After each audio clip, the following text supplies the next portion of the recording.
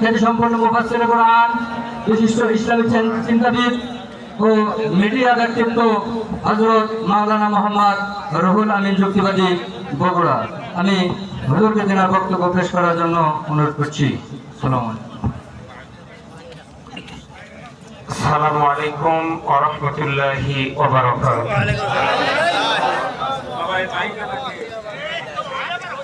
একটু ইকো দাও আর ভলিউম দাও।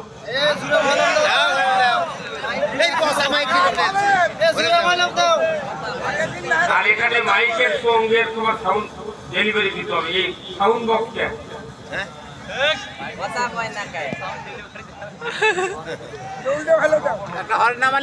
আলহামদুলিল্লাহ আলহামদুলিল্লাহ নাহমাদুহু ওয়া নাস্তাঈনুহু ওয়া নাস্তাগফিরুহু ওয়া নু'মিনু বিহি ওয়া নাতাওয়াক্কালু আলাইহি ওয়া নাউযু বিল্লাহি মিন শুরুরি আনফুসিনা ওয়া মিন সাইয়্যাতি আ'মালিনা।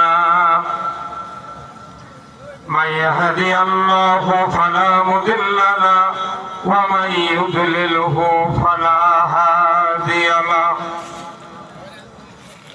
ونشهد أن لا إله إلا الله وحده لا شريك له ونشهد أن سيدنا وحبيبنا ومولانا محمدا عبده ورسوله الذي أرسله بالحق بشيرا ونذيرا وداعيا إلى الله بإذنه وسراجا منيرا فقد قال الله تعالى في كلامه المجيد والفرقانه الحميد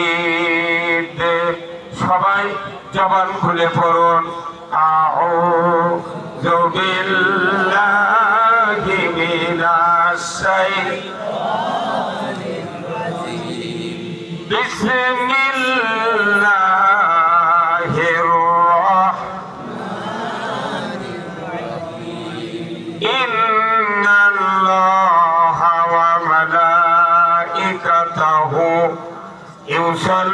يصلون على النبي يا أيها الذين آمنوا صلوا عليه وسلموا تسليما اللهم صل على محمد وعلى آل محمد كما صليت على إبراهيم وعلى آل إبراهيم إنك حميد مجيد اللهم بارك على محمد وعلى آل محمد كما باركت على إبراهيم وعلى آل إبراهيم إنك حميد مجيد اللهم آمين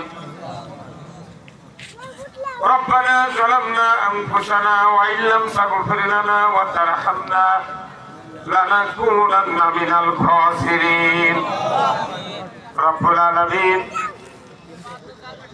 আজকের এই কোরআনের মাহফিলে মোল্লাডাঙ্গিপাড়া সরকারি প্রাথমিক বিদ্যালয় মাঠে হাজার হাজার মুসলমান নরনারীকে নিয়ে কয়েকবার দরুদ সালাম পাঠ করে আপনার শাহী দরবারে হাত তুলেছি।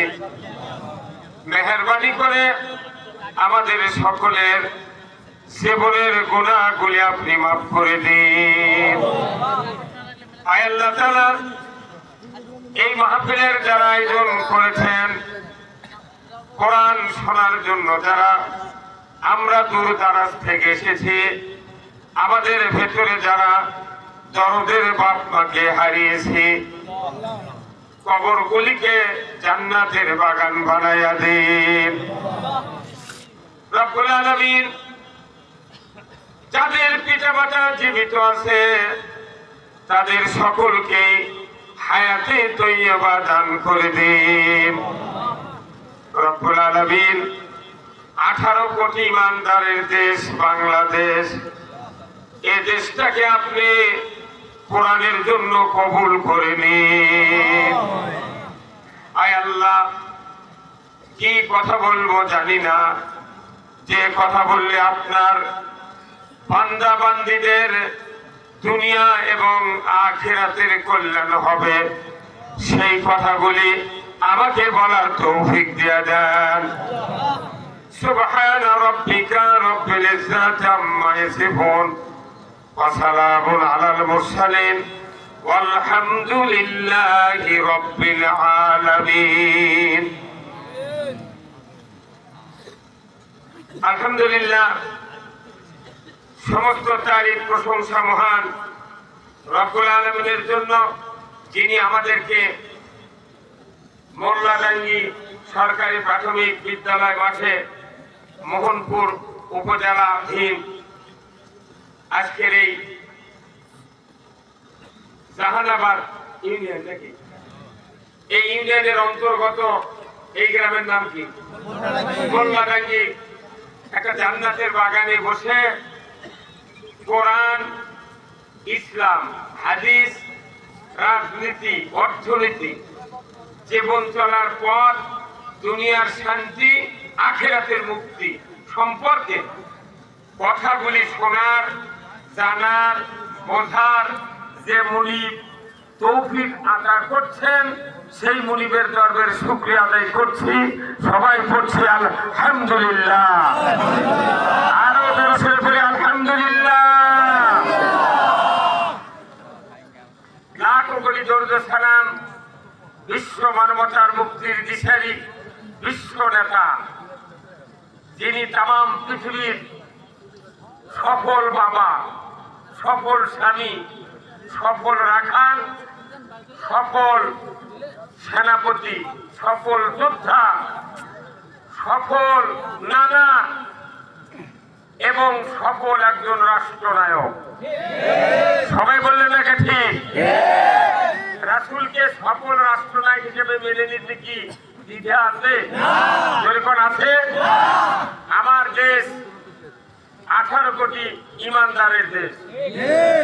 এ দেশের মেম্বার থেকে শুরু করে প্রধানমন্ত্রী পর্যন্ত যারা মানুষের ভোটে নির্বাচিত হন, এই জনপ্রতিনিধিগুলি যদি রাসূলকে আদর্শ সফল রাষ্ট্রনায়ক হিসেবে যদি মেনে নিতে পারত, আমার দেশে ঘুষ থাকতো না, আমার পেছনের লোক দিল না কোনো, আমার দেশে দুর্নীতি থাকতো না, আমার দেশে জানা থাকতো না, আমার দেশে মহিলার বল খেলা থাকতো না, আমার দেশে হুন্ডা গরু চুরি হতো না, আমার দেশে মসজিদগুলিতে স্যান্ডেল চুরি হতো না।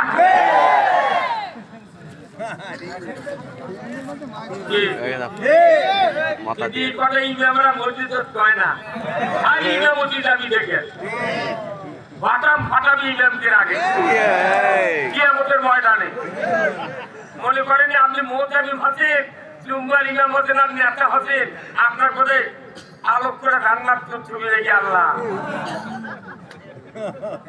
কি কথা কোন টাকা রসুলকে আপনি 99.9% আল্লাহর ইবাদত করেন, কিন্তু রসুলকে যদি আদর্শ সফল রাষ্ট্রনায়ক হিসেবে মানতে না পারেন, এই মাইক হচ্ছে তো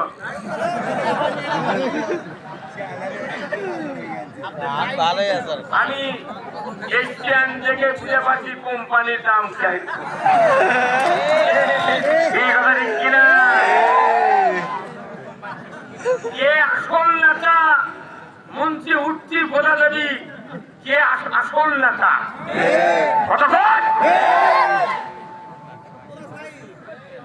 এই যে লোকগুলি রেখেছেন আলহামদুলিল্লাহ, আপনাকে শেষ পর্যন্ত থাকবেন আলহামদুলিল্লাহ। আমরা আজকে কোরআনের কথা শুনবো, আমরা এখান থেকে যাব, দেশ জান্নাতি পরিবেশ ঘটবো, ঠিক কিনা? তাই আসুন আমরা রসুলকে আদর্শ নেতা হিসেবে মানতে রাজি আছি। কারা কারা দুহাত তুলে দেখা। লিল্লাহি তাকবীর, নারায়ে তাকবীর। আমার নেতা তোমার নেতা বিশ্বনবী মুস্তাফা, নারায়ে তাকবীর। আর কোন সমস্যা আছে? একটা নবী বলেন তো রসুলের সুপারিশ ছাড়া জান্নাতে যাবে? একটা নেতা, একটা ইমাম, একটা উম্মাদ, কেউ রসুলের নেতায় সুপারিশ ছাড়া জান্নাতে যাব না। অর্থ কত নেতার পক্ষে তেলবাজি বাজলো। এই দেশটা এত পচে গেছে যার কারণে মসজিদের ইমাম পড়ে গেছে।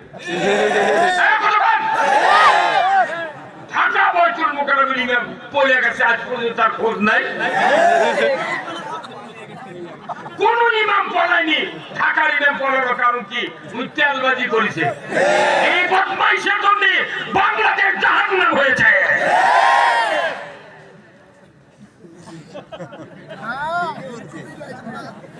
এরপরে আসেন আজকে মাহফিলের সম্মানিত প্রধান অতিথি জনাব অ্যাডভোকেট শফিকুল হক মিলন ভাই, ত্রাণ ও পুনর্বাসন বিষয়ক সহ সম্পাদক ও সাবেক সাধারণ সম্পাদক, রাজশাহী মহানগর বিএনপি। আল্লাহ ভাইজানকে ইসলাম, দ্বীন, কোরআন বোঝার তৌফিক দান করুক। সম্মানিত অতিথিবৃন্দ অনেকগুলি, জনাব মোহাম্মদ শামীমুল ইসলাম মনু ভাই, সাবেক চেয়ারম্যান মোহরপুর উপজেলা পরিষদ। এরপরে লাস্টে হলো জনাব মোহাম্মদ আব্দুল গফুর, সাধারণ সম্পাদক, বাংলাদেশ জামাত ইসলামী মোহনপুর উপজেলা। মাঝখানে অনেক নেতৃবৃন্দ আছেন, কথা ঠিক কিনা? আল্লাহ সকল নেতৃবৃন্দকে ইসলাম, দ্বীন, জীবন ব্যবস্থা হিসাবে কোরআন বোঝার তৌফিক দান করুক বলুন আমিন। আজকের মাহফিলের সম্মানিত সভাপতি সাহেব, বিশিষ্ট আলিম দ্বীন জনাব হযরত মাওলানা মোহাম্মদ আব্দুল গফুর সাহেব, মুহতামিম, রায়ঘাটি জামিয়া কোরআনিয়া কওমি মাদ্রাসা। আল্লাহ ভাইজানকে কোরআন বিজয়ের কথাগুলি সমাজের সর্বস্তরের মানুষের কাছে উপস্থাপন করার তৌফিক দান করুক বলুন আমিন। সহ সভাপতি বৃন্দ জনাব আজহারুল ইসলাম, জনাব আলহাজ মোহাম্মদ আব্দুল হাকিম মৃধা, জনাব আলহাজ মোহাম্মদ আসলাম খান, জনাব মোহাম্মদ আব্দুল জলিল মন্ডল, এই চার ভাইকে সমাজে ইসলামের পক্ষে নেতৃত্ব দেওয়ার তৌফিক দান করুক বলুন আমিন। আজকের মাহফিলে আমার নামে আগে কিছু মিথ্যা কথা বলা হয়েছে। এখানে বলা হয়েছে আন্তর্জাতিক খ্যাতি সম্পন্ন। এই কথা লেখার কি উচিত ছিল? আমি কার্ড দিছি, ওই ভাইকে মেসেজ করে, রশিদ ভাইকে, আমার কার্ডে যা আছে তাই দিবেন। এইগুলো অতিরিক্ত লেখে লেখে সরকারের কানত দিয়া যারা আবার ক্ষমতার যাবে এরা আবার আমাকে রূপ ধরবি।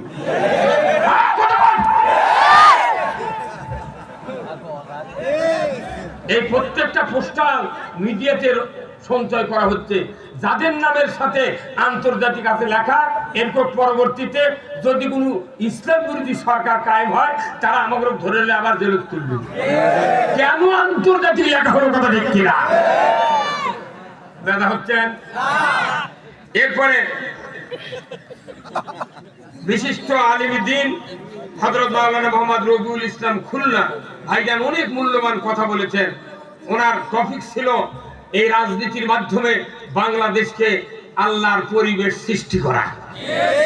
হযরত মাওলানা মোহাম্মদ হাফেজ জাহিদুল ইসলাম, প্রতিষ্ঠাতা পরিচালক হযরত ফাতেমাতুজ জোহরা মহিলা মাদ্রাসা, মসমুই নারায়ণপাড়া বাগমারা রাজশাহী। মাওলানা মোহাম্মদ জাহিদুল ইসলাম পেশ ইমাম, মোল্লাগঞ্জি জামি মসজিদ, হযরত হাফেজ মাওলানা মোহাম্মদ হাফিজুর রহমান মোল্লাগঞ্জি। আল্লাহ সকলকে দ্বীনের জন্য কবুল করুক।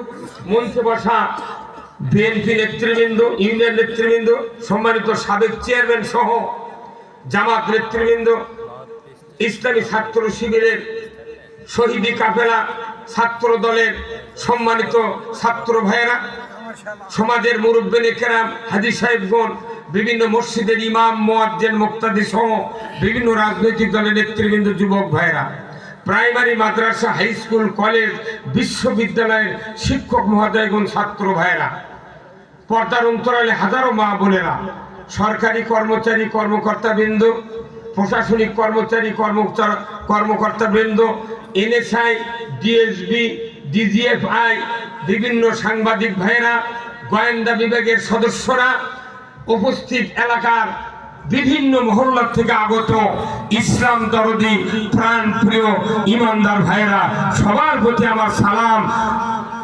আসসালামু আলাইকুম ওয়া রাহমাতুল্লাহি ওয়া বারাকাতুহু। কেমন আছেন? আছি আলহামদুলিল্লাহ। আমি আপনাদেরকে যে কথা বলতে চাচ্ছি সেটা হলো, প্রথমে সরকারকে কি করতে হবে, প্রথমে সরকারকে কি করতে হবে। বক্তৃতা অনেক শুনেছি আমরা, কিন্তু সরকারের যে কি দায়বদ্ধতা আছে এটা আলেম ওলামা বক্তারা না বলার কারণে ওনারা দিক বিদিক দৌড়দৌড়ি করে। কি যেখানে মিনিটে, ভাই কি বলেন না, আপনি যদি কথা বলেন আপনি হাত দিয়ে করছেন, মানে আমার কথা শোনা লাগবে, বসেন তা না, আপনাকে বক্তৃতা হয়নি। কোন কিতাবের বক্তৃতা শুনলেন? কোরআনের বক্তৃতা শুনলে আপনি জান্নাতে যাবেন, কথা ঠিক কিনা? সেই 130 কিলো দূরে থেকে আসছি ভাই, 11টার সময় উঠলাম। এখন আপনাকে 1 ঘন্টা বক্তৃতা করলে 12টা, 2 ঘন্টা করলে 1টা। আপনার এই বাংলাদেশের মধ্যে শ্রেষ্ঠ ভদ্রতার দিক দিয়া, বিদ্যাপীঠের দিক দিয়া, শিক্ষিতর দিক দিয়া, ভাষার দিক দিয়া এবং পানের শ্রেষ্ঠত্ব জায়গা হলো এই মোহনপুর, কথা ঠিক কিনা? আমি মক্কাতে গিয়েছিলাম কাঁচা বাজার করার জন্য, হজের ময়দানে যায়, কিন্তু দেখি যে কাঁচা বাজারে পান বিক্রি হচ্ছে, বিশাল পান। আমি বললাম এই পান কোন দেশের? সৌদি আরবের পান হয়? কয় না, এই পান আপনাকে বাংলাদেশের। কোন জেলা? রাজশাহী। কোন জায়গার পান? বলছে মোহনপুরের সিল আছে। নতুন স্ত্রী যেদিন আপনার প্রদরে সয় নাই, আপনার স্ত্রী পানে আপাদরে সয় নাই, আপনাকে স্বামী স্ত্রী হিসেবে পরিচয় কোনোদিন জান নাই, সর্বপ্রথম এই মোহনপুরের পান উনি বাটাত করে নিয়ে আপনার মুখে দিয়েছে। এখন আপনাদের পান খেতে হবে আর আমার বক্তৃতা শুনতে হবে। যারা বাইরে আছেন, আমার বক্তৃতা যদি না শোনেন আজকে, কালকে আমাকে রাত্রের স্বপ্নে দেখতে হবে। আর বিশেষ করে যারা আলেম ওলামা আছেন, আপনার শ্রোতার দিক তাকাবেন, দূরে দূরে ঠিক বলবেন। যদি মসজিদের মোতাল্লি আপনার থাকে, ভয় করবেন না, মোতাল্লিগিরা শিখে থুয়ে যাবে।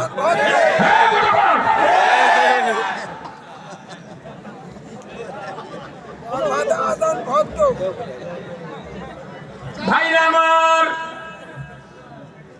সরকারের 1 নম্বর কাজ,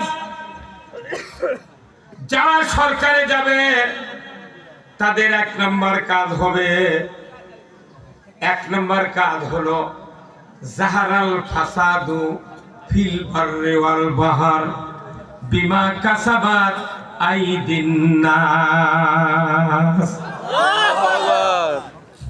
এই আয়াতটা কোরআন শরীফে আছে না নাই?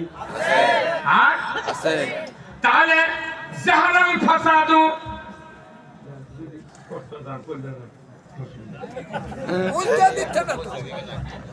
ভাইরা আমার, জাহারাল ফাসাদু ফিল বাররি ওয়াল বাহর বিমা কাসাবাত আইদিন নাস। জলস্থলে যা কিছু ঘটে বান্দা, তোমাদের 2 হাতে গড়া কাজের ফল। 2 হাতে গড়া কাজের ফল। তাহলে পৃথিবীতে বিপর্যয়, অতিবৃষ্টি, অনাবৃষ্টি, চুরি ডাকাতি, মদ জুয়া লটারি, দুর্নীতি, ঘুষ, দিনের ভোট রাতের দেওয়া, মামলা হামলা, নিজের কন্যাকে ফাঁকি দেওয়া, ছেলের নামে জমি লিখে দেওয়া, এর পান চুরি করা, ওর পুকুর চুরি করা, ওর মাছ চুরি করা, এর স্যান্ডেল হুন্ডা গরু চুরি, এর খাতের ধান পয়মাল করা, একজনের স্ত্রীকে আরেকজন বার করে নিয়ে দেওয়া। এই যত বিপর্যয় দেশত আছে, এইগুলি ঘটে 2 হাতের মাধ্যমে। তাহলে আমাদের দেশ যদি ভালো বানাতে চায়, এইগুলি মুক্ত রাখতে চায়, তাহলে প্রথম কাজ হলো হাত ভালো করা। আপনি ধরে পান আপনার আছেন আগে কি ভালো করা লাগবে? আগে হাত ছাড়া কোনো কাজ হতে এই মাইকালাতে ভালেন দেয়, তাও কি পাও দেয় না হাত দিয়ে। আমি অর্জু করি, প্রথম শুরু করি কি দিয়ে? চুরি করে চোর কি দিয়ে শুরু করা? বেটাক জমি লেগে দিচ্ছে, রেস্টি অফিসে যা বিটিক ফাঁকি দিচ্ছে, লেখে কি দিয়ে? ঘুষ খায় টেবিলের তলে কি দিয়ে? দিনের ভোটা চলতেছে কি দিয়ে? আলিমের নামে মামলা দিচ্ছে কি দিয়ে? ফাঁসির দড়ি করাচ্ছে কি দিয়ে? যদি হাত দিয়ে হয় তাহলে সব ইবাদত বাদ, আগে হাত ঠিক করে।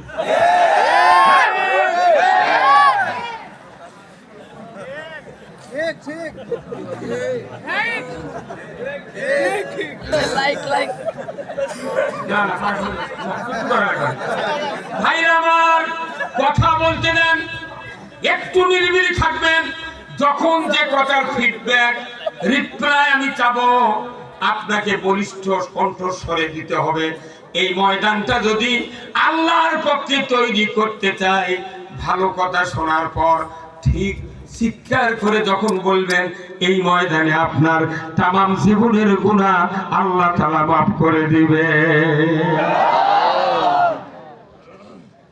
ভাই আমার, হাত ভালো করার জন্য করোনার সময় ঢাকার থেকে স্বাস্থ্য বিজ্ঞানীরা বললেন, করোনার থেকে যদি বাঁচতে চান বিচ্ছেকেন হাত ধন।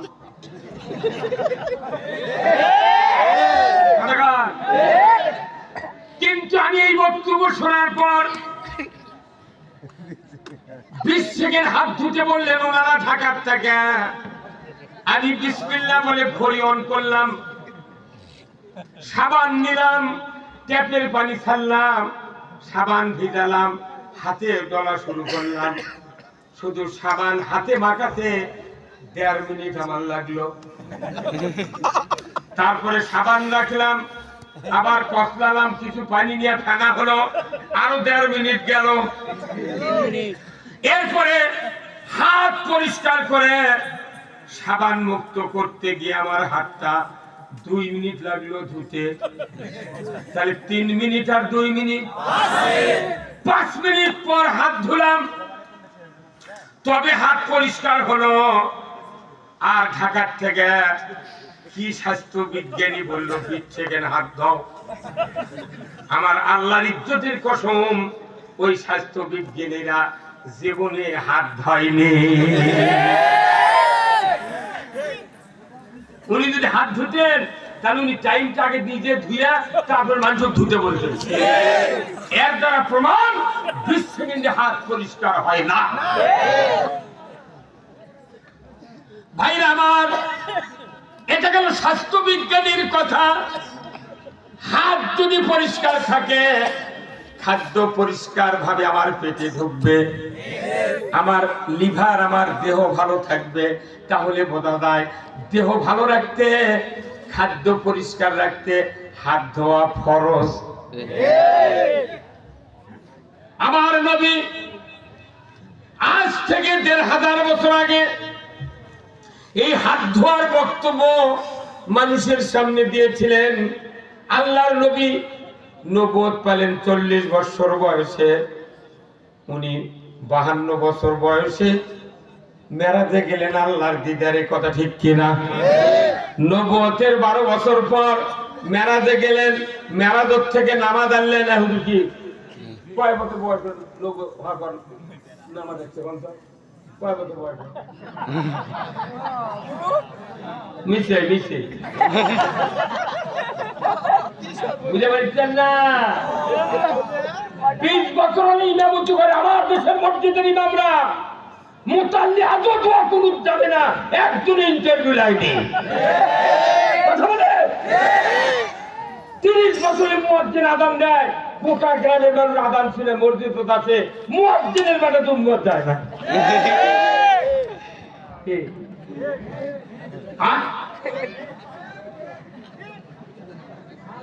আমার নবী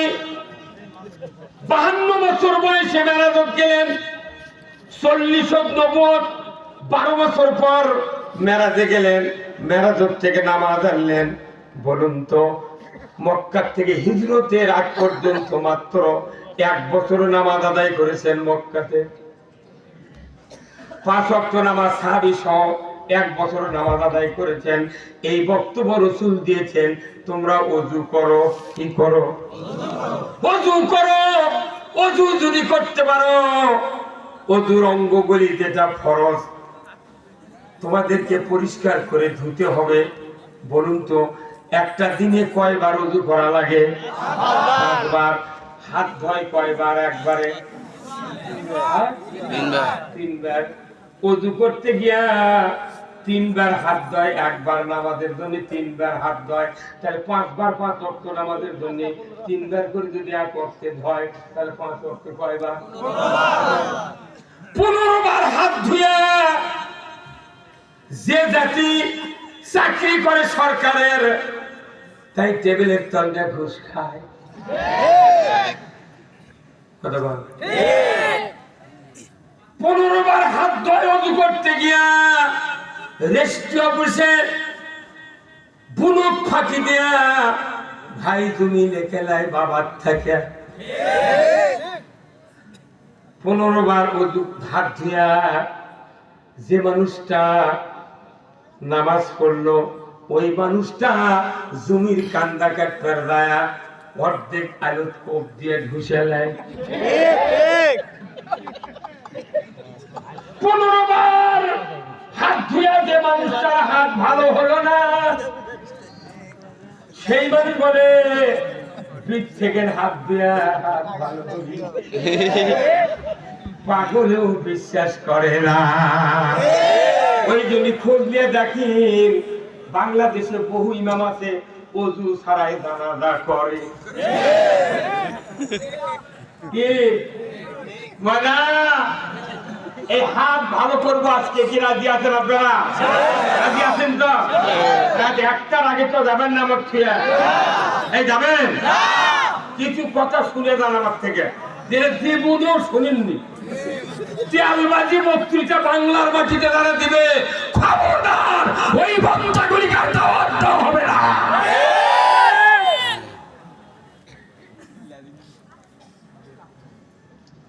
তাহলে কি হলো? জাহারাল ফাসাদু ফিল বাররি ওয়াল বাহর বিমা কাসাবাত আইদিন নাস। জলে স্থলে যা কিছু ঘটে বান্দা, 2 হাতের কর্মের ফল। তাহলে সব বাদ দিয়ে সকালবেলা থেকে হাত ভালো করা লাগবে। লুঙ্গি যারা পরবেন, তার লুঙ্গিতে যাতে লুঙ্গি না দেয়। লুঙ্গি পরতে 2 হাত লাগে না? তাই লুঙ্গি পরার থেকে শুরু করা লাগবে। সকালবেলার কাজ। কিন্তু যখন 4:25 আযান দিবে ফজরের, তখন আপনাকে 2 হাতের কারবার ওযু করা লাগবে। যে হাত ওযু করে না, ওই হাতের মালিকের মাথায় যদি টুপি থাকে, 12 ইঞ্চি দাড়ি থাকে, 4 হাতের জুব্বা থাকে, কত বল, ওই মালিককে জাহান্নাম থেকে বাঁচানোর কোন উপায় হাতে নাই। তাহলে এই বডি বাঁচাতে গেলে কি ভালো করা লাগবে? যদি আপনি ওজনে কম দেন হাত দিয়ে, তাহলে এই বডি জাহান্নামে যাবে। তাহলে আপনার কাছে আপনার দুশমন আছে।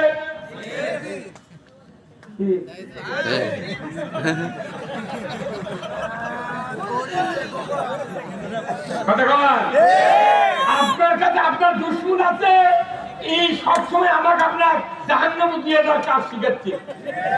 আর কোথায় হাত কি সুন্দর রে, বাবুদের সাথে মুসাফা করছো, কি তুলতুলে নরম, কিন্তু সুদের কারবার করে হাত তুলতুলে আছে।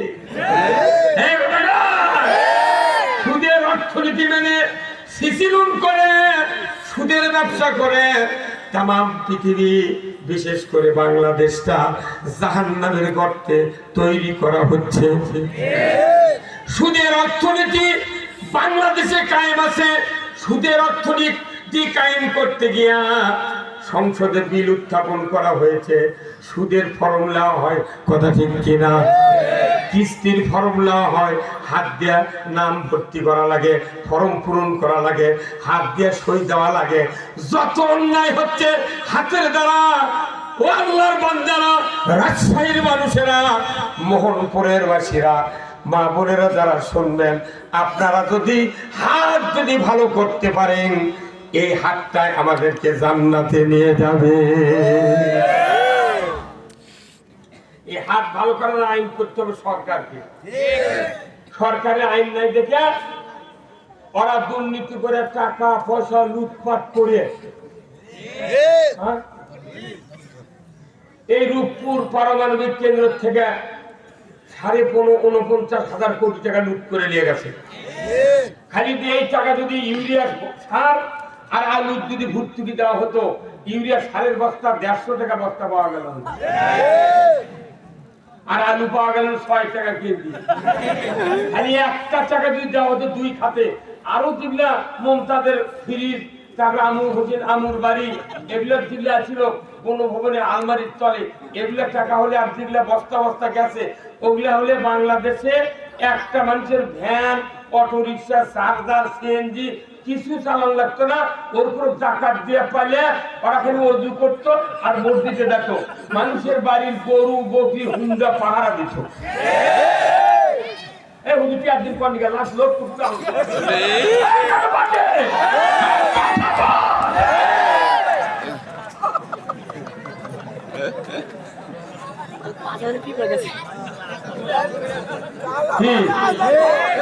যারা রাজনীতির ময়দানে কাজ করে তাদের এই কথাগুলি শুনতে হবে।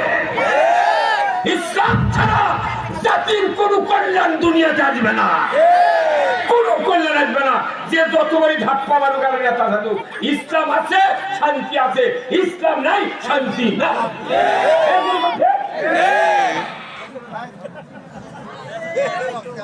আপনাকে ইসলাম মানতে চান? কারা কারা 2 হাত তুলে দেখা।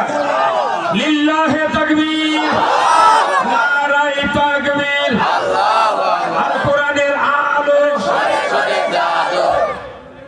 যে ব্যক্তি কবে ঘরে ঘরে দাও আর কবিরা গুনাহ হবে। এই হুজুর আপনারা কি বলেন? কোন আল কোরআন আর সংসদে দাও আপনি করে রাখুন।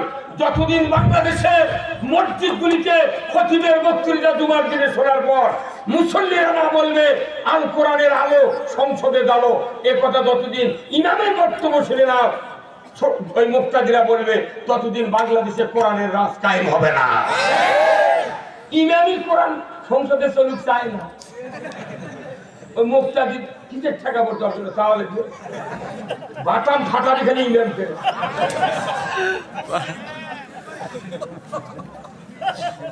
কি ব্যাপার হচ্ছেন আপনারা? কোরআন শুনলে ঈমান বাড়বে, আপনার সাহস জাগিয়ে দিবে কে? ঈমান ঈমান শক্তিশালী হয় কোরআন শুনলে। কিন্তু আমাদের দেশে 16 বছর কোরআন শুনতে দেওয়া হয় নাই, হয় নাই। ওরা জানে কোরআন যদি শুনে আর হাতটার যদি কাম সঠিকভাবে পরিবার দেওয়া হয়, আমাদের ক্ষমতা থাকার কোনো অধিকার নেই। অনেক যুবক ভাইরা তারা 16 বছর আগে ভোটার হতে, কিন্তু আজ পর্যন্ত ভোট দিতে পারেনি। বহু যুবক আমার কাছে ফোন করে হুজুর খুবই নিয়ত আছে, যদি ভোট সুস্থ হয় তাহলে ভোট দিয়ে আসে বিয়ে করবে। এখন বাংলাদেশে ভোট একটা বিয়ের উপর